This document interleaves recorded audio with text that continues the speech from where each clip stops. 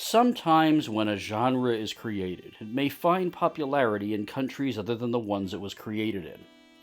And that genre will branch off in all sorts of directions, as people from other sections of the world meld them with their own inspirations and make their own creations.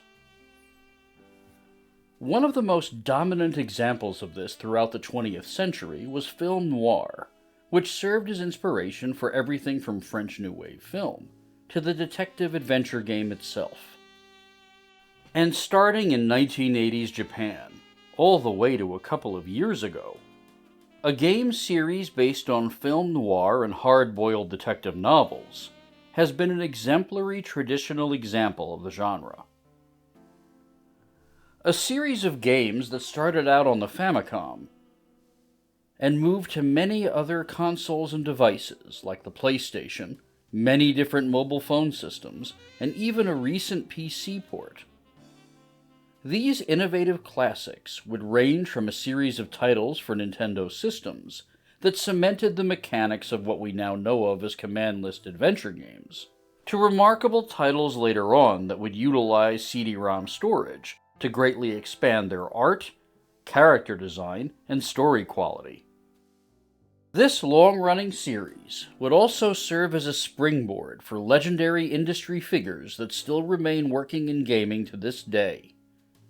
And while it maintained a lot of the same staff over the years, it would change hands through multiple companies and creators, all while sticking to its vision of being a hard-boiled detective series that was as much about the dynamic between the characters and social commentary about the situations they encountered, as the games were about solving complex puzzles and crimes.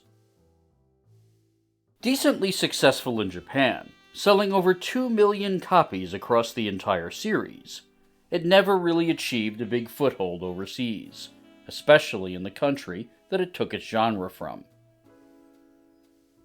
It even once had a localization so disastrous that the game had to be redone and re-released to be more in line with its original vision. And it would eventually get more faithful adaptations, although it never really achieved the same sort of fame as other stories with similar mechanics. This is the story of the Detective Saburo Jinguji series. Kabukicho. There's a lot of emotion swirling around in this town. Dreams, hopes, desire, jealousy, revenge. During my time here, I've worked many cases. Some have a happy ending, but some end up leaving nothing but a bad taste in your mouth. But it's precisely because of a city like this, because we live in a world where absurdity is rampant, it makes me want to do my best to investigate my clients' problems and solve them in the best way possible. Maybe it's just my stubbornness, but I'm still determined to prove that even in a city full of darkness, that brightness can still pierce through. And surely another troubled person will come through my door, looking for that tiny crack of light. From Saburo Jinguji Detective Story, The Unvanquished Heart. All over the world for decades now, we've had an image in our head of the stereotypical private detective, a down-on-his-luck chronic drinker and smoker that deals with the dark underbelly of whatever society he's a part of. And ever since a slang term from the 1800s, popularized by Mark Twain and used to describe someone emanating strength for only saying a few words, began to change into a nickname for someone with a tough, almost uncaring reaction to traumatic events. This genre has been known by two words: hard-boiled. This term would gain popularity when it showed up in the foundational Black Mask magazine, as writers like Dashiell Hammett began to have stories published in its pages featuring this sort of protagonist, cementing examples like Sam Spade in our memories. And these sorts of stories, of a tough, cynical, somewhat broken man, occasionally with a female secretary or assistant patching them up between cases and acting as a foil to their situation and voice of common sense. An archetype that used to be known as a Girl Friday and one that was given more prominent roles in film and television adaptations of this sort of story, with characters like Effie Perrine from The Maltese Falcon and Velda from multiple Mike Hammer adaptations. These sorts of stories would continue throughout the years and remain a very popular genre, being translated into all sorts of languages, including Japanese, with films in the genre and related films about gangsters and crime coming out almost in lockstep throughout the following decades in both countries, starting as early as the 1930s and never really going away. So when Data East, a game company that had been more famous for working on arcades by that point, had taken note of Yuji Horí's success with the Famicom port of his game, the Portopia Serial Murder Case, they would fall back on this genre to create something more traditional, and also try to make it relate more towards real-life crimes and reporting, making something a bit grittier. In an interview with composer and producer Hiromichi Nakamoto, he reveals how the series came about. We were inspired by Portopia and started talking about making an adventure game for Data East. While we were working on a few options, a reporter I knew said to me, "I've roughly written a scenario. Can it become a game?" We were talking about it over drinking, but I had to take it to my boss. Identification of this supervisor is a bit tricky. Earlier Famicom titles at Data East tended to follow the contemporary industry practice of using pseudonyms to avoid poaching of talent. And even interviews performed much later about works from that time tended to honor that. From what we know, though, this boss was most likely Toshihide Sahara, now a professor, and one of the only people credited, on LinkedIn of all things, as an identified creator of the scenario of the first two Saburo Jinguji games. Going back to Nakamoto's interview, though, that smoky, dark environment over drinking would lead to the creation of some of the defining aspects of this game series.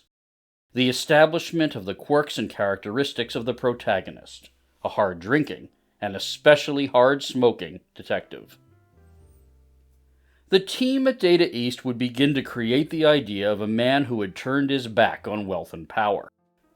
Saburo Jinguji, known as Jinguji to most everyone, including his close friends, an heir apparent of a powerful Japanese company, who had decided instead to work in the underworld of Shinjuku, training in New York to be a private investigator, and having his own dark past and hardened viewpoint of the world come out of his experiences there. He would cope with the trauma of his past through his addictions to drinking and especially smoking, needing a cigarette to clear his head to focus. This would become a game mechanic that would stay throughout the entire 40 years of the series' history. Smoking, which has a dedicated menu item, and even a button in some games, would be utilized to put Saburo Jinguji's thoughts together, and players would almost immediately go overboard with it, making him smoke constantly. Contemporary reviews would even joke about it starting at the very first entry in the series, with Famitsu wondering how someone who smoked so much didn't have cancer already from the hundreds or possibly thousands of cigarettes that he was presumably smoking per day. Even the line in the games itself, "Ore wa tabako ni hi o suketa," usually translated as, "I lit a cigarette," is a minor meme associated with the series in Japan. There would be one other key member of the team that would be vital in fully formulating Jinguji's visual identity, who would start as only a cover and packaging designer, and eventually end up doing all of the character design for later entries in the series. And while this artist would become the primary credit associated with these games, his name displayed first in the introductions of many entries. All of this actually came about because the first attempt to create designs for this new sort of character for Data East weren't really working out. While still a student at the Asagaya College of Design, Katsuya Terada, a young artist heavily influenced by the works of Mobius, Frank Frazetta, and Katsuhiro Otomo, would start to branch out into freelance work, and after some initial successes in advertising, he was contacted by the animator Toshio Nishiuchi. Toshio Nishiuchi had initially been contracted by Data East to create this tougher and more mature character, but his designs and style, which veered towards cutesy, were deemed a little too lighthearted for this sort of game. In order to fix this problem, Nishiuchi would bring Terada on board, and his distinctive early illustrations would form such a strong tie to these games that his role would only grow in the future. With these ingredients together, it was time to release the first game in the series, the Shinjuku Central Park murder case. And while it would look a little different than forthcoming games in the series, it would establish a core cast that the games haven't really deviated from in their 40-year history. Our chain-smoking detective himself, his assistant Yoko Misono, a multilingual and slightly sarcastic character foil heavily based on Velda from Mike Hammer novels, with a role that would only expand in future titles, and Sanzo Kumino, a mentor, also known as Bear, a detective working out of the Yodobashi police station with a strong belief in legwork and an unyielding faith in Jinguji and Yoko.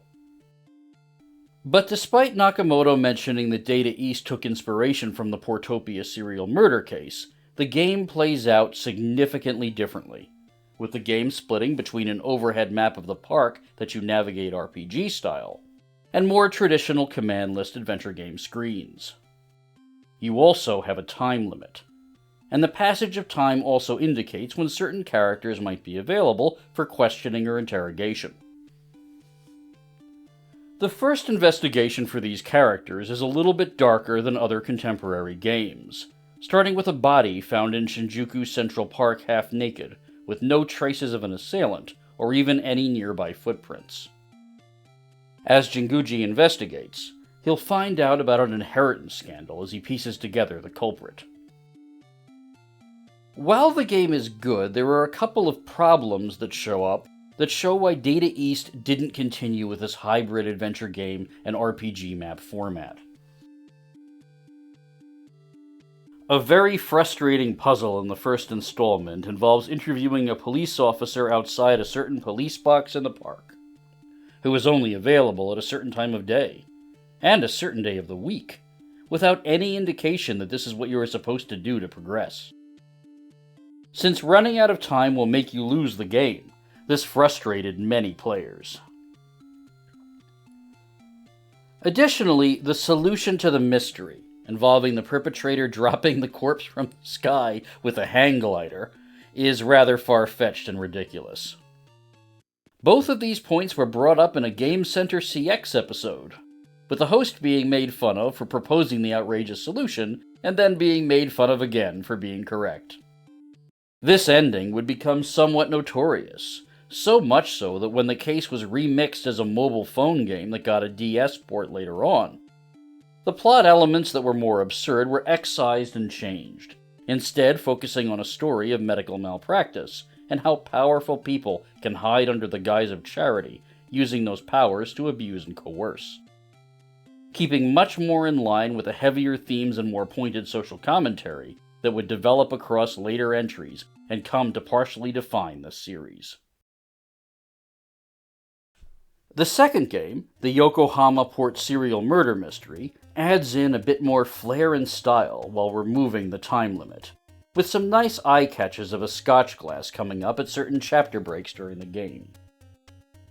This is a much more traditional command list adventure game, and it feels to me like where the series really starts, as Saburo Jinguji is a much more well-defined character here, still rather matter-of-fact, and more acting as an audience avatar than he probably should, articulating his thought process a bit too much to sound natural, but clearly showing a very analytical mind, and a deep trust in Yoko. The shift to pure command list adventure game allows for more detailed background art as well. The game does, however, inherit its predecessor's tendency towards a ridiculous ending, as a tense hostage situation involving an embassy up to no good is resolved by Jinguji and Kumino calling in a secret kung fu master Hong Kong spy that wasn't really brought up in the plot before, with very little indication of how they would even know him. This would again get reworked in the re-release as something a bit more believable, being a more traditional mysterious spy threaded much more logically throughout the story. This entry in the series also introduced the Saburo Jinguji Mysteries equivalent of James Bond Will Return, a nice piece of background art that shows up upon completing the game, with the words, "See you in next trouble." The next game in the series, Dangerous Duo, is significant in that it brought in someone who is still very much involved in the gaming industry today, and that's writer Kazushige Nojima, most recently involved in Final Fantasy XVI. Nojima's story Little Wing would form the basis of the plot here, a much larger affair that was actually released in 2 parts on the Famicom disk system due to its sheer size.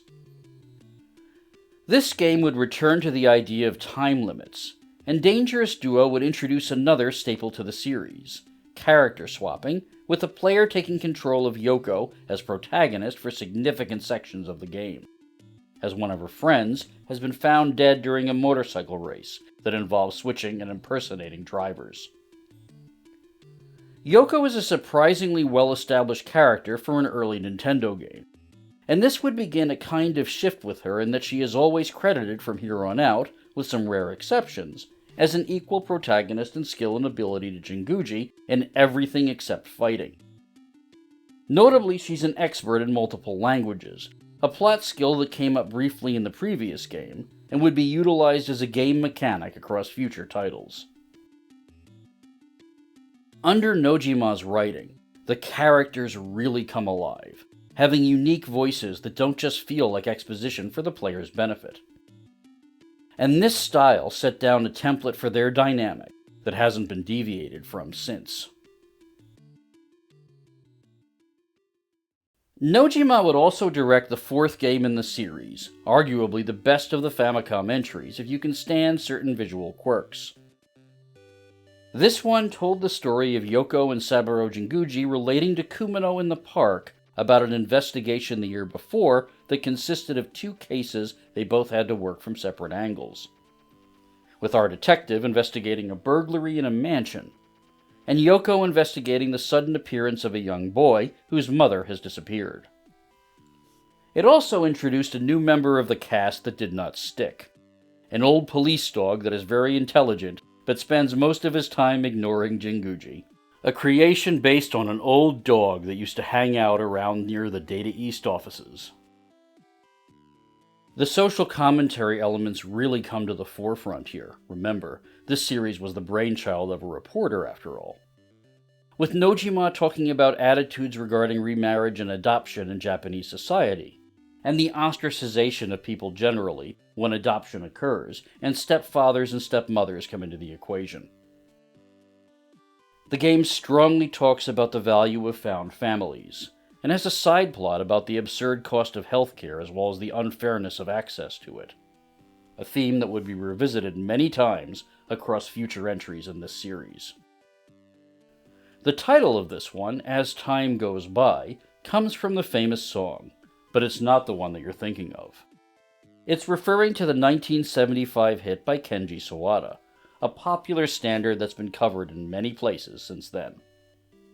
Sawada's song, which was originally used as a soundtrack to a tragic event in a drama he was starring in, has a sad, wistful tone to it, something that also ties into this title's visual presentation, as the flashbacks are presented in a sepia tone.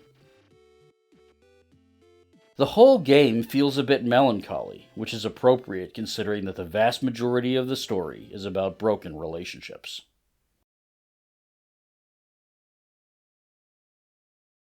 There are innumerable cases of sadness that fill this world, but turning a blind eye to them won't solve anything. I think my work will take me to these people, and by solving these cases, I can help with their hardships. From Ghost of the Dusk.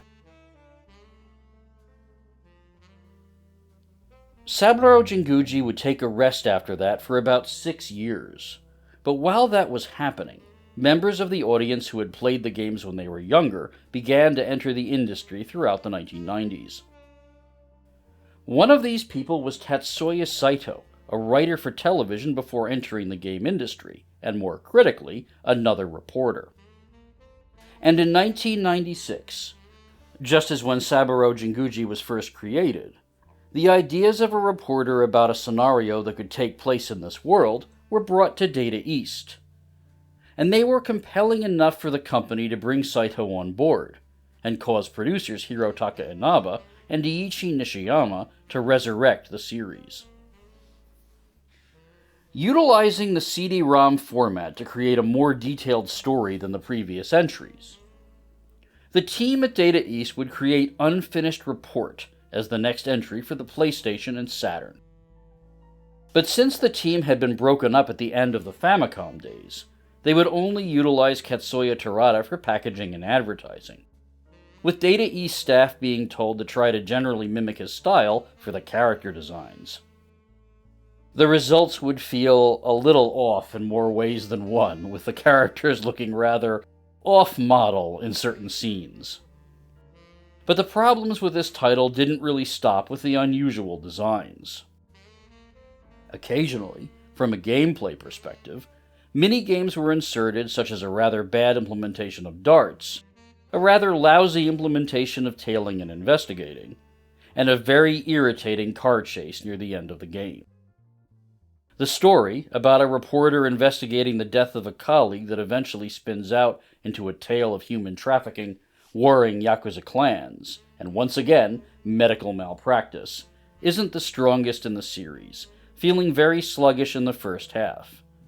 But as the team gets used to creating the game, and the stakes get much higher, you can feel this entry begin to take a much more cohesive shape, including a standout sequence where the player must infiltrate a Yakuza headquarters to find a ledger. But even though Unfinished Report has a story that is all highs and lows, the art is inconsistent from cutscene to cutscene, and the mini-games are uniformly terrible. You can still see something better beginning to take shape, and these more positive aspects of the game would start with multiple systems that this game would introduce to the series. This entry was the first to utilize a zapping system.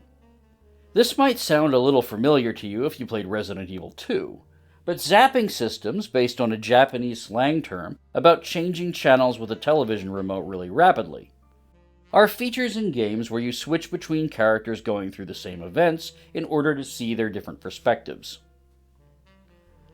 Additionally, this entry would also bring in another extra mode that would end up incredibly popular and stick with the rest of the series.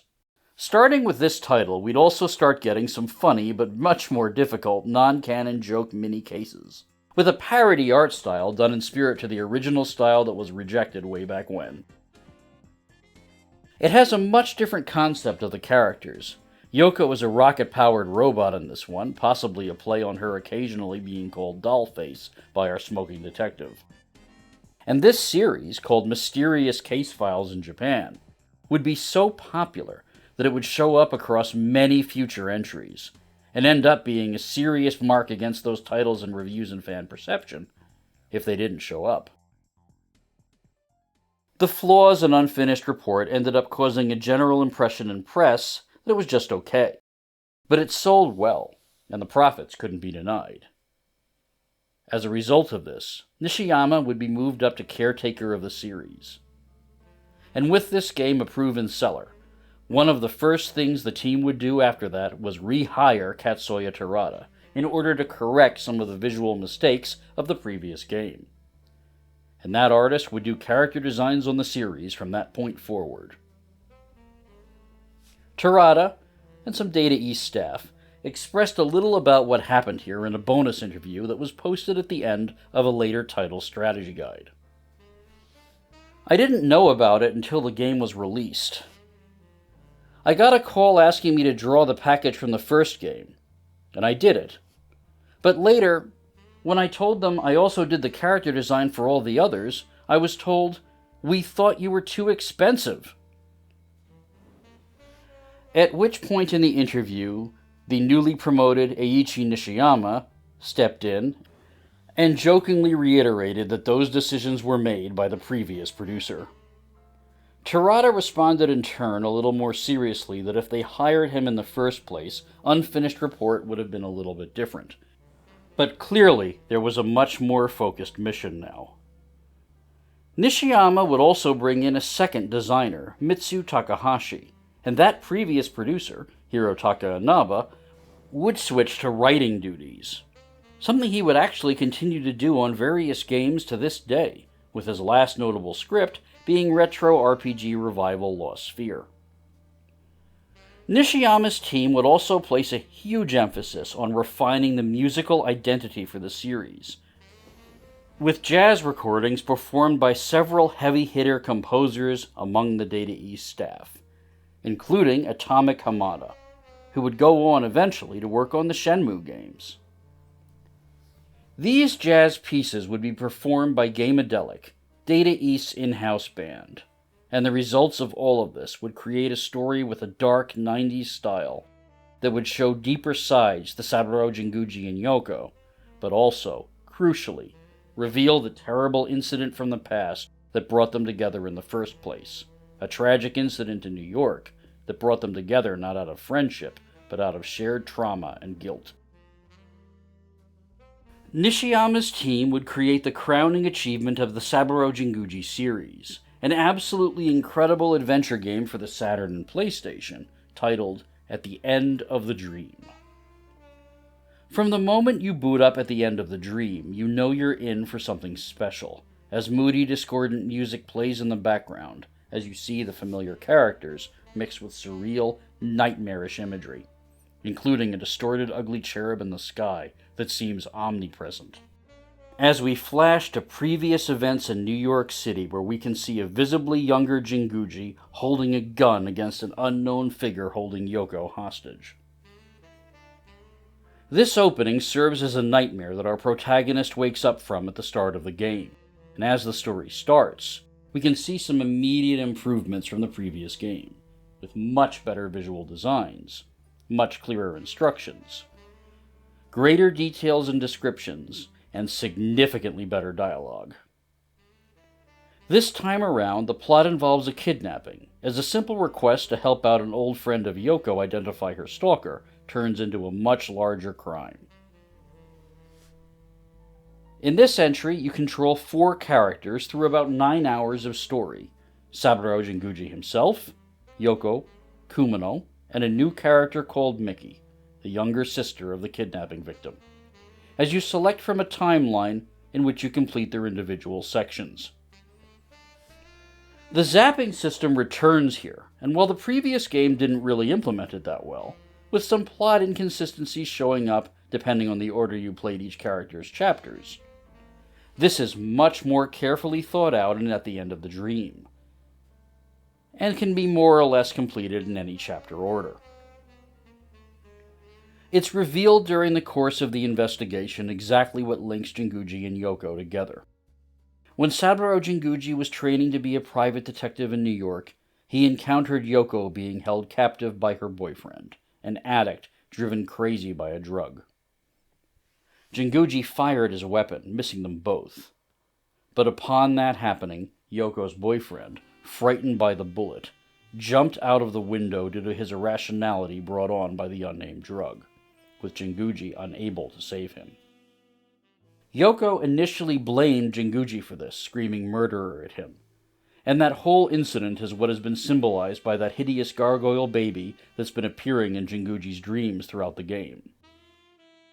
Although that full nature of that specific creature was not explicitly stated in-game, although it's not exactly subtle what's going on, the game is extremely aggressive about implying what it is.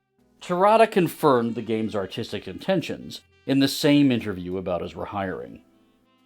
Yoko would realize later on that her boyfriend's death was not our protagonist's fault, and would come to work with him later on to make up for what she said. But the detective still feels responsible for her boyfriend's death, and images of that nightmare demon baby gargoyle would show up occasionally in other later titles. With this new framing, the relationship obviously isn't healthy for either of them, but a deeper interrogation of their bond through trauma and guilt-based ties wouldn't come until a couple of games later. Before delving further into the psychology of their characters, Data East would release one last game for the PlayStation called While the Light Remains, which upped the difficulty, brought back time elements, and created a much deeper profiling system.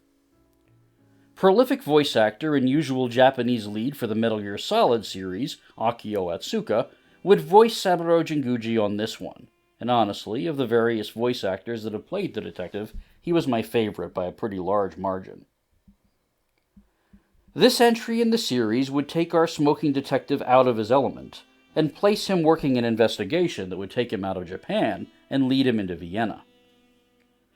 The creators thought that to freshen things up, Jinguji, kind of a master of navigating different worlds in Shinjuku, might have a completely different experience in store for the player if he was a fish out of water in another country. Although the game does pick up a little bit of the thread of Yoko's attempts to reconcile with her past. There would be one other PlayStation release in the back half of the 1990s, Early Collection, a compilation of the early games with some bonus production materials and character information, and a well-documented promotional event for the series that celebrated the titles thus far that had a Mini Cooper as a main prize, the car being the detective's preferred mode of transportation across Shinjuku in most games. But sadly, that tense-sounding title of While the Light Remains ended up very prophetic for Data East. Forgotten words, forgotten songs, forgotten hearts. I don't know when the deep blue darkness will end.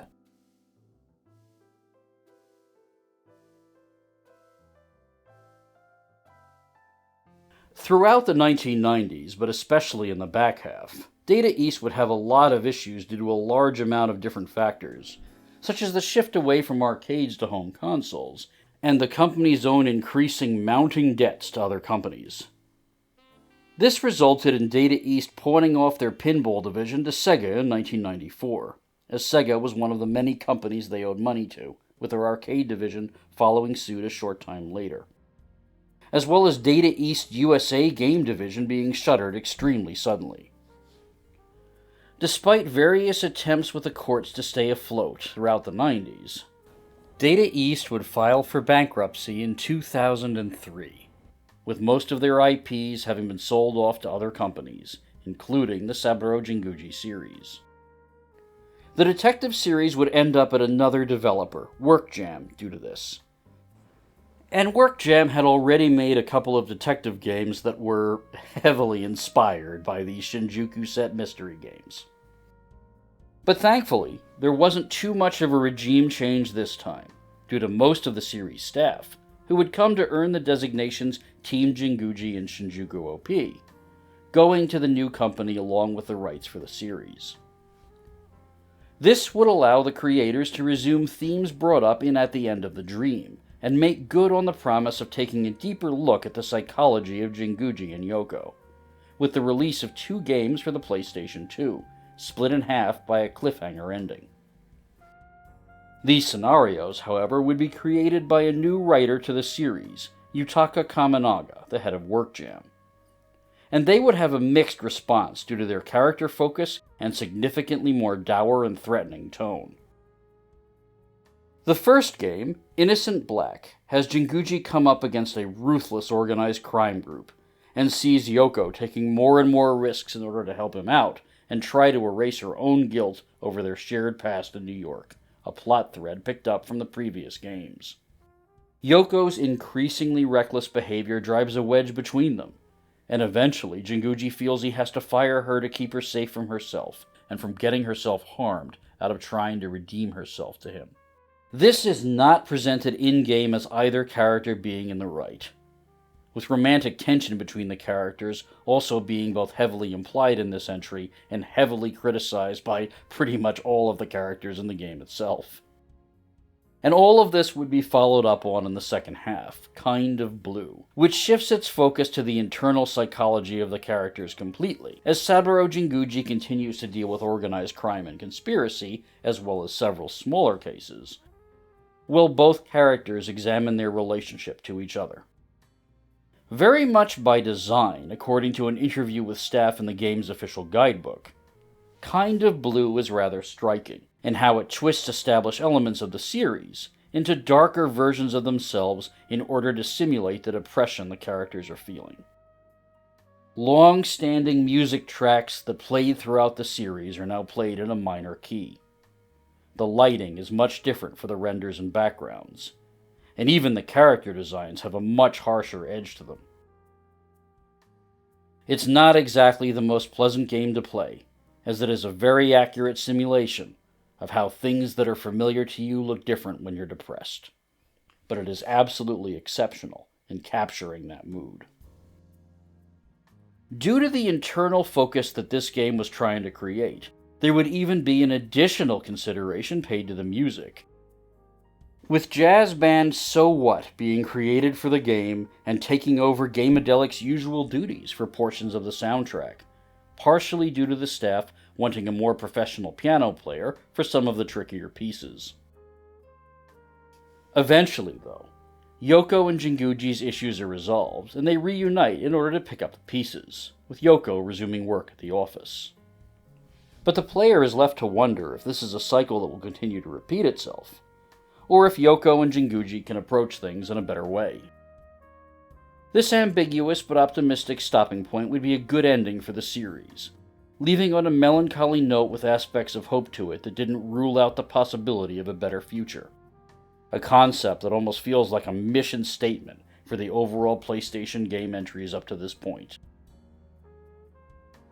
Interestingly, despite all this darkness, or perhaps due to it, the first part of the duology, Innocent Black, would also be the only instance of cameos in this series, as some hidden Easter eggs have our smoking detective interacting with cast members from the Suda51 classic, The Silver Case. When a case closes,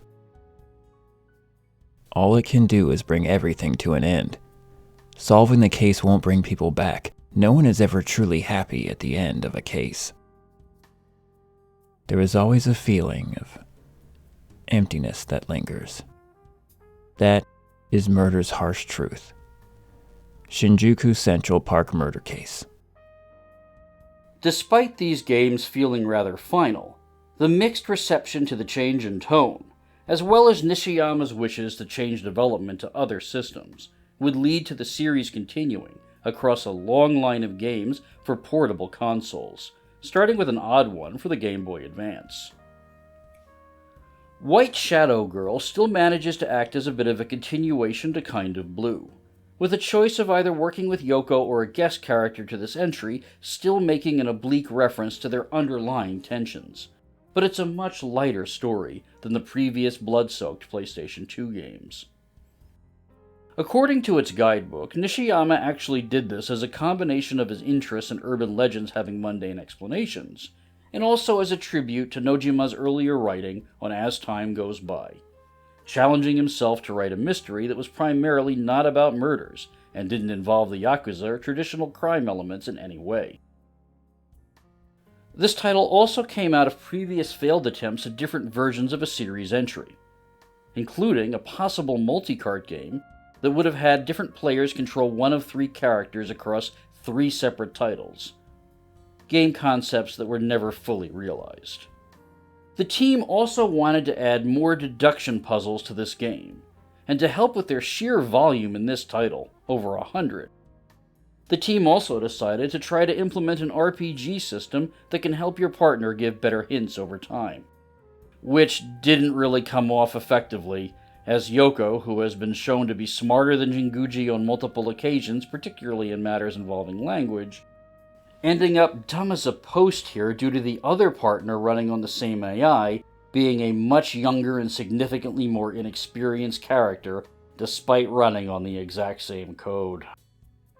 The other strange thing about this entry was that the creators also wanted to see how Jinguji would act around children, a strange thought that would come much more into focus in a later title and drag them both down a little bit. White Shadow Girl also implemented multiple endings, a rarity for the series, And while it feels like a step back from the PlayStation 2 duology, it remains interesting due to its sheer amount of experimentation, even if the series would never go back to those concepts again.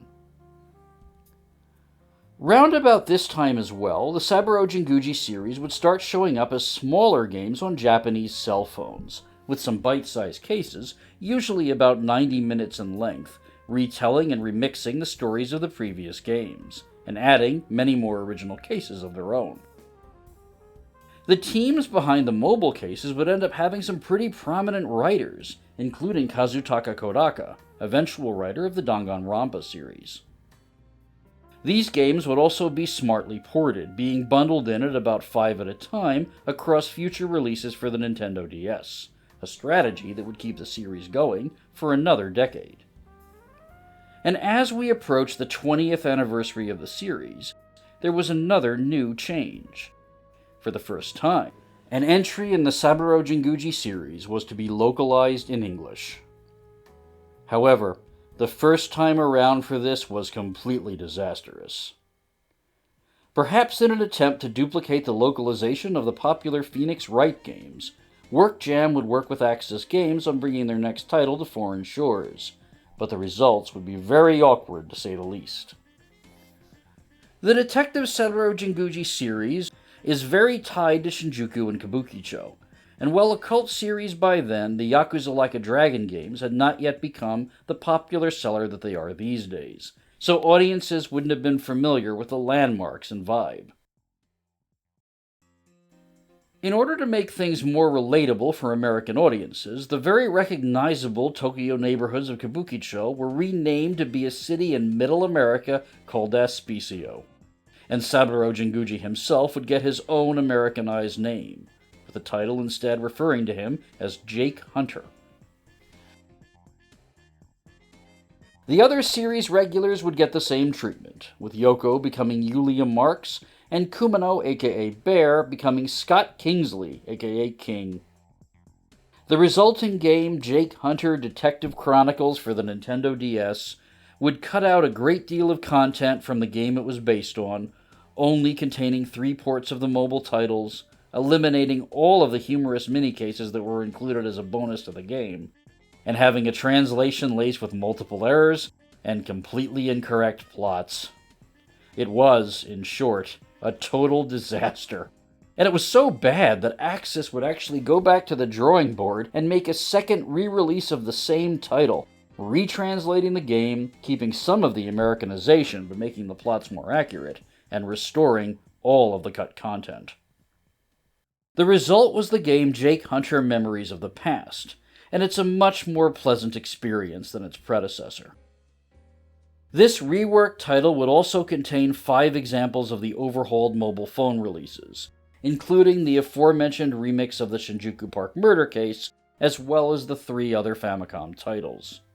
Interestingly, other than the sepia tone removal, the remake of As Time Goes By is more or less untouched, and given how strong the writing was for that particular entry in the series, it's easy to see why.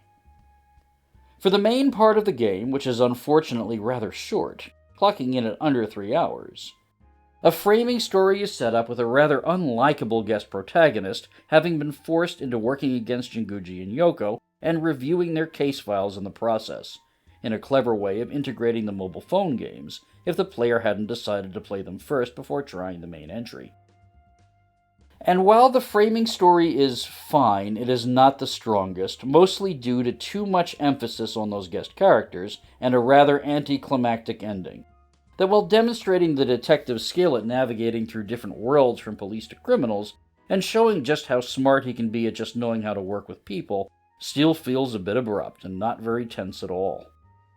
Thankfully, the parody files, named Jake Hunter Unleashed here, are much better adapted. They have a much higher difficulty level than anything in the main games. They are exceptionally written and very funny, and they have tremendously wonderful self-satiric dialogue.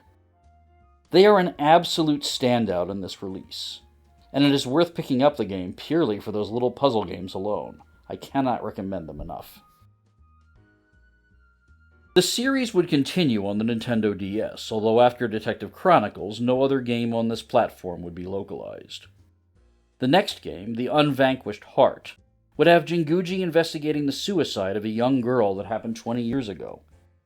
And it would take a look at the Japanese school system, bullying and how schools may enable it and look past it, and also how people may downplay familial abuse in order to save their own reputations or not rock the boat in their community.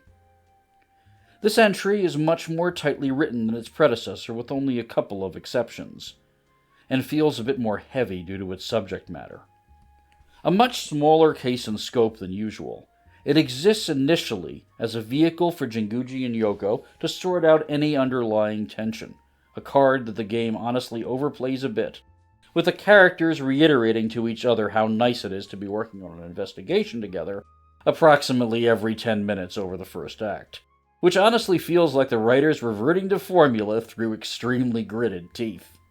Gameplay-wise, it does feel a bit like the pacing isn't as well thought out, despite the story remaining interesting, with Jinguji investigating tangentially related vandalism at a school that goes on for about 3 hours of game time.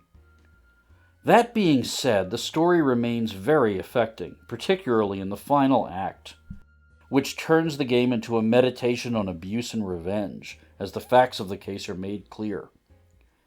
And while the game still has a darker ending than a lot of the entries in this series, the climax still has some redemptive moments for Jinguji, as he finds himself in a replica of his situation in New York. But this time with friends to help him. And he begins to question how useful his mentors in New York were to put him in that position, finally giving him a chance to move forward from his past. The character voices are stronger than ever here, and the game, overall, is a reasonable attempt at balancing the darker aspects of the PlayStation titles with the more accessible entries in the Famicom era. But I don't think The Unvanquished Heart would have ever been localized, due to one of the largest final puzzles of the game being a cryptogram involving katakana and hiragana. You can be walked through it, I know I needed to be, but it's so relentlessly plot critical, and goes into so many intricacies about Japanese language, that I'm not sure how it would have ever been localized. The series would continue with The Withheld Truth, this time taking a stab at the media, as our smoking hero has accidentally become momentarily famous after stopping an escaping criminal on live television, leading him to be nicknamed Mysterious Detective J, featured as a news item on celebrity panel shows, and getting a great deal of unwanted attention due to some very poor facial mosaicing on the part of the news networks. This causes the media to poke into his life constantly, much to his annoyance, and eventually leads to a case where he has to figure out a kidnapping of a network executive, because the kidnappers have requested his involvement specifically due to all this publicity. While the social commentary is still present in this game, Withheld Truth doesn't really say anything beyond television is a really cutthroat business and the people in charge of it can be very abusive. So it ends up feeling a bit like a missed opportunity, given how much societal critique is going on in other series entries. The next numbered game in the series, Ashes and Diamonds, would be the only title on the PSP, and while it's a numbered entry, fan wikis seem undecided as to whether it was canon or not, because the characters don't really act as familiar to each other as they do in the DS and PlayStation games. The press for Ashes and Diamonds manages to show us that the series was starting to be forgotten in the public eye around this point, as Famitsu's preview for the game focused mainly on re-explaining the mechanics of the long-running series, with little mention of previous titles, a far cry from the massive multiple-page spreads that the entries used to get in earlier issues of Famitsu, and Saturn fans' exhaustive coverage of the 32-bit games. And playing the game, it's understandable why the response, even in previews, felt a bit muted. To be perfectly honest with you, this game wasn't one that I could really get into the story of, because it was just a very standard noir property skullduggery storyline, being the type of shady land deal we've seen many times in films, television shows, and video games many times before. But the game is worth noting for its multiple-choice path system, which plays a bit like a Spike Chunsoft game like 999, and for its attempt at making a rather obvious stab at doing a pastiche of the film Chinatown, even if it doesn't really work in any way. The next entry, returning to the DS, Red Butterfly, would return to the social and political commentary that makes the Saburo Jinguji series stand out among its peers, having the characters investigate a 20-year-old bombing, as well as a repeat copycat crime that occurs when they are providing security to a hotel for a governmental candidate. The game asks what radicalizes a person and what could possibly make someone who is rational become a domestic terrorist. And because of that main narrative throughline, Red Butterfly is probably the most actively political of any entry in the series, delving into topics like the use of terrorism as a bogeyman for any political party that wants to use it to garner votes through fear, and the advancement of corporate interests when trying to promote security, as well as taking some jabs at the concept of former terrorist leaders being integrated into political parties when it suits the purpose of a government. It also touches on environmental exploitation, and is a darker, angrier game than any of the other DS entries. My personal suspicion is that this tack of narrative may have been why it wasn't localized, as this general war on terror critique would not have done well over here in the later years of the 2000s due to the political climate. This game, though, actually had a decent amount of promotion, with WorkJam and publisher Arc System Works running a contest for an expensive hotel stay. A bit ironic given that the same hotel is bombed terribly in the story, as well as some prizes locked behind flash games on their website. Mechanically, the title also added some additional mini-games and puzzle scenarios that went down about as well as the ones in Unfinished Report. These games included an annoying stylus-based typing one, and one where you had to manually type in passwords and codes at certain points by guessing them. Finally, on the DS, there would be a couple of more obscure releases on DSiWare that were completely different from the mobile phone cases that were being repackaged in the main titles. With only some bare-bones promotion, they seem a bit throwaway, and perhaps showed even more indication that people were starting to feel a little burnt out on these games.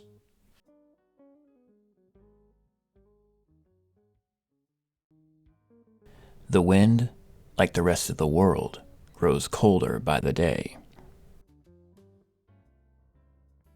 The Saburo Jinguji series would move on to the 3DS after this, with another title called Rondo of Revenge.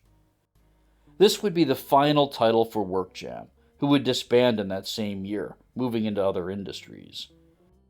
And Rondo of Revenge serves as yet another climax to the story, with Jinguji escaping from being held captive, only to find a body in his car and ending up being hunted by both sides of the law. This game also tried to implement some new mechanics, like a life bar for searching sections and some rudimentary combat. And it also took a bit from Western adventure games, with some inventory puzzles and some very frustrating pixel hunting. Honestly, though, it seems like it took the wrong ideas from its inspirations, making this the most frustrating game in the series by a large margin, with a lot of unclear objectives and unnecessarily tense sections getting in the way of the puzzle solving. Even the smoking mechanic was almost completely removed from this title, and it just doesn't feel right the entire way through. Reviews from players of this one don't seem to like it that much either, indicating a lack of interesting Easter eggs or bonus modes, in addition to the same general complaints about the mechanics of the game. The plot also feels a little samey, as our protagonist has been in this trouble twice before, once in Memories of the Past, and again in Kind of Blue. And given the sheer number of allies that Jinguji has accumulated at this point, there's no tension registering with the audience. Overall, though, while filled with Easter eggs aside from the last entry, and having a general attempt at a stable level of quality, WorkJam's output has some issues to it. While none of the games were bad by any stretch of the imagination, they do feel a bit stuck in a rut and samey, and small changes from title to title, like different mini-games and slight adjustments to the profiling system, also really didn't have much of an effect. Essentially, it was all starting to feel a little bit stale. After an abortive attempt to create a new entry with the company X Price, ownership would pass from the defunct WorkJam to Arc System Works, makers of the Guilty Gear series, and publisher of multiple previous titles, as well as handlers of some of the promotional events for the series. And their first release would be another attempt at winning back fans, and take another shot at breaking out internationally, with an English adaptation of a 30th anniversary game entitled Ghost of the Dusk. Starting out as an investigation of a man found dead in a possibly haunted mansion, Ghost of the Dusk quickly branches out into another traditional noir investigation, returning to the social commentary themes of earlier entries, boiling down to a story about sympathy for those abandoned by society, as well as unfair treatment of those lost by society by hospitals and healthcare systems, the favorite topic of this series. It also returned to packing the game with extras, ports, and parodies. Once again, this has a pretty handsome presentation, with some of the character portraits referencing those wonderful PlayStation 1 titles from years back. The music is also quite a bit better than the DS titles by a large margin, even if it doesn't sound quite as good as Gamedelic's contribution to the series. After this, Arc System Works would try to continue to experiment with more recent titles in this series, starting with a Japan-only release that was starting to get rated in other territories, but never came out for reasons unknown, called Prism of Eyes. This returned to the zapping system in the PlayStation 1 games and adapted a lot more of the mobile phone cases, some of them even getting a second go-round here. And it would go through 3 intertwining character storylines of Jinguji, Yoko, and Kumino, very similar to how At the End of the Dream worked. Finally, there would be one other game with multiple ports, including one for PC, that also had an English localization, called Daedalus: The Awakening of Golden Jazz. And it's a prequel starring a young Jinguji before the hardening events that happened to him in At the End of the Dream. It didn't end up being received very well, though. And that's where the series stands currently, with no games released since then. Although there was another abortive attempt at another remix of the cell phone cases for more modern systems called Detective Saburo Jinguji Oldies, and an Android-only release called Detective Saburo Jinguji New Order that only consisted of one title before being shut down. There were also multiple novels and manga over the years which continued to have side stories about the characters, sometimes readapting older stories of the games and sometimes having their own original stories. One notable book in the novel series was a version of the Shinjuku Park murder case that moved the story to the turn of the millennium. There was also occasionally merchandise, and it went exactly where your mind would think it would, with Zippo lighters being offered in promotion for some of the games. I believe that people simply cannot live without faith. So I will do anything to protect them. That is my resolve. Looking back on the series, I can see why the characters stuck with audiences for so long. Well, basically good people, and occasionally very skilled in what they do. Jinguji, Yoko, and Kumino aren't superheroes. They screw up sometimes, hurt each other sometimes, and sometimes cases don't end in the ideal way. Some of them end very tragically. Well, sometimes fate lines up for some of them, and Jinguji and Yoko can pull off absolute miracles. Sometimes all the cases end up doing is ripping open old wounds and causing more harm than intended. In short, Jinguji, Yoko, and Kumino are very, very human. You want to root for them. And the fact that things might not turn out well for everyone paradoxically makes you want to root for them more. Although the game started out as a deliberate attempt at a clone of another title, the core dynamics of the characters broke through that almost immediately, and reached best in the business levels in the PlayStation entries. And while WorkJam's portable releases wouldn't really reach the heights of those games, they remained solid and consistent for over a decade, and never really deviated from that incredibly strong character work. The other thing that stuck out to me involving this series was its heart. There's a socially conscious and incredibly sympathetic thread through many of the games, despite playing in that field of noir, full of cynicism, injustice, and anger.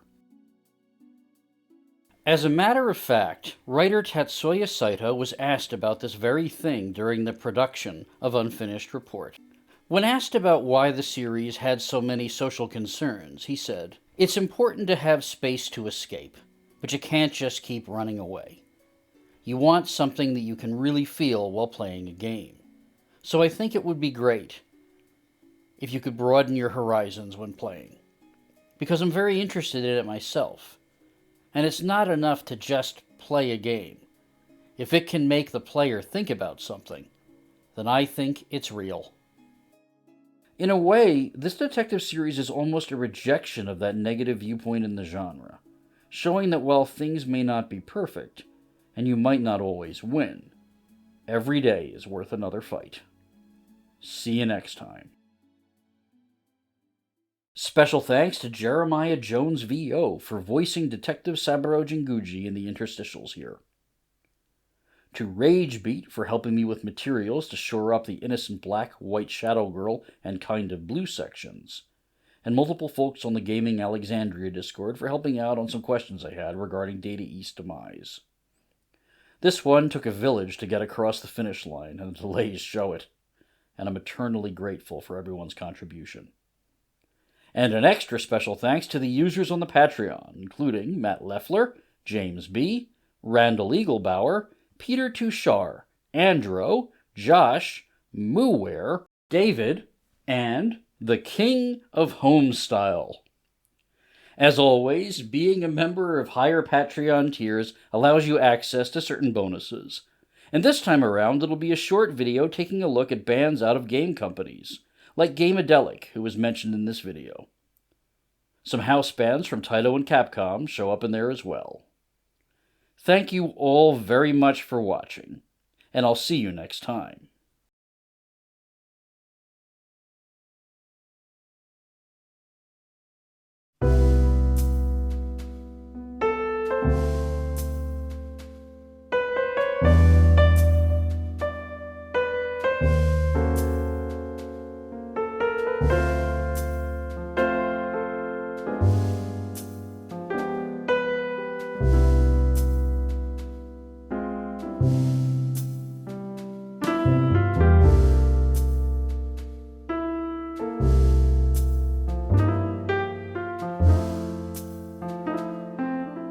you